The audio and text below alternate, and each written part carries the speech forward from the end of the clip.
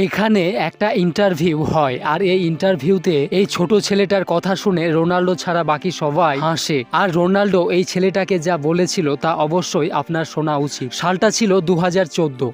একটা ইন্টারভিউ হচ্ছিল। সেখানে জাপানের একটা ছেলে নাম রয়োটা রোনাল্ডোকে পর্তুগিজ ভাষায় একটা প্রশ্ন জিজ্ঞাসা করে আর ওর ওটা বলতে খুব অসুবিধা হচ্ছিল। সে বলে, আমি আপনাকে খুব পছন্দ করি আর আমি আপনার মতো বড় ফুটবলার হতে চাই।